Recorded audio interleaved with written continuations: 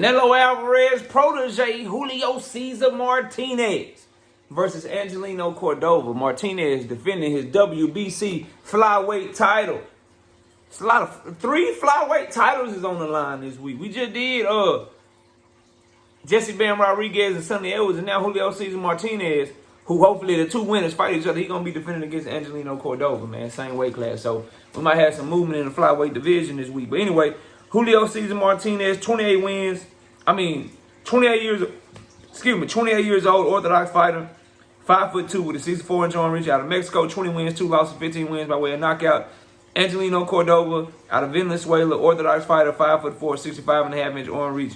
28 years old as well. 18 wins, no losses, 1 win by way of knockout. Look, man. Angelino Cordova is a good, solid boxer with good fundamentals, but he leave that chin up in the air. In his last fight against Acosta was able to drag him into a war. He cannot do that with Julio Cesar Martinez. If you see them out there just throwing blows, going for the swinging for the fences, Cordova getting knocked the fuck out. He getting knocked the hell out. He gotta stick to his boxing in this fight. Of all the champions at 112, Julio Cesar Martinez is the worst skill-wise, bro. But what he lacks in skill, he's very rugged. He's a dog. He's relentless. He got a good chin. He won't quit. And he got power. And he got an unorthodox slip and rip style where he's always slipping, looking for big shots. But boy, he coming in square. He can't cut off the ring. His head is his defense. All of that shit, bro. All of that shit. But can you keep him from making it his type of fight? It don't matter how good you box if you can't keep a motherfucker from fighting how they want to fight against you. If you a boxer and you got all these skills in the world and you in there with a dude that's a brawler, that's strong as shit, that punch hard, but you can't find a way to keep him up off of you, all them skills in the world ain't gonna matter. That brawler probably gonna whoop your motherfucking ass.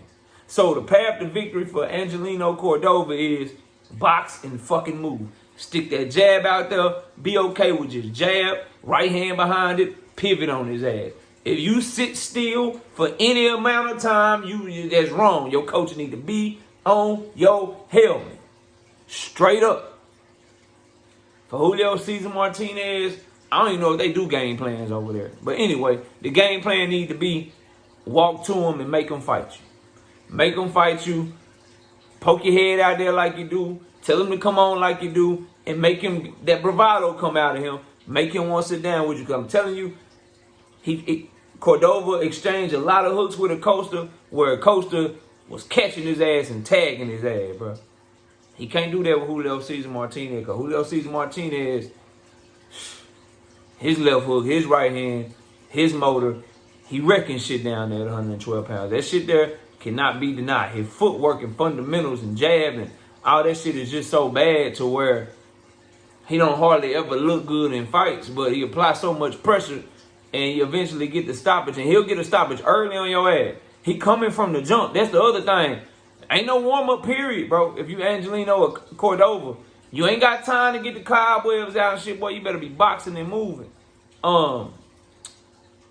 As far as who I'm picking and why, it's crazy. Like, Angelino Cordova has better boxing skills than Julio Cesar Martinez, according to my film study. His balance is better. He doesn't square up nearly as much. His defensive fundamentals are better. His hand placement is better. When he throws punches, his jab is better. I mean, he does a lot of things better than Julio Cesar Martinez. The question you have to ask yourself when you're picking a fight like this, does he do them well enough to keep Julio Cesar Martinez from fighting this fight? Because if he does them okay, Julio Cesar Martinez can look bad and still win. If he's not good enough at him, meaning Angelino Cordova, then Julio Cesar Martinez is going to steamroll his ass, bro. And so when I just really think about it, you have to pick Julio Cesar Martinez, and that's who I'm picking, just because Angelino Cordova has to fight the best fight of his life, and he has to fight the perfect fight.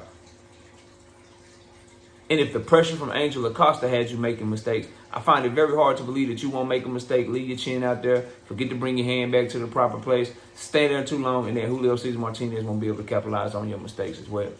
So if he didn't handle that pressure well and barely got a decision, How's he going to handle the pressure of Julio Cesar Martinez, who punches harder, who's more relentless, who got more dog, and who is literally willing to give one to take one. To take one to give one, I mean. So, with that being said, bro, I got Julio Cesar Martinez by stoppage somewhere between round 4 and 6. I think he's highly motivated. He didn't look too great on his last fight. Canelo Alvarez is really backing him. This is his first fight over here. Fighting under the PBC banner with his promoter Canelo Alvarez. The thing that he don't need to do though is really show up and show out, because he's highly motivated, because the big fight is in his future. He's probably gonna get the winner of Jesse Bam Rodriguez and Sonny Edwards. So he needs to have a good performance, and I fully anticipate that he'll be able to do that, because Angelino Cordova is just good enough to put up a little bit of resistance, but he's not good enough to keep Julio Cesar Martinez from eventually turning this into a war. Now they throwing punches at the same time, and when you get to throwing punches at the same time as Julio Cesar Martinez down there at flyweight, his shit tend to hit harder, hit more, and he end up stopping motherfuckers. So I got him by stoppage between round 4 and round 6. Y'all let me know who y'all picking. I'll see y'all soon. Peace out.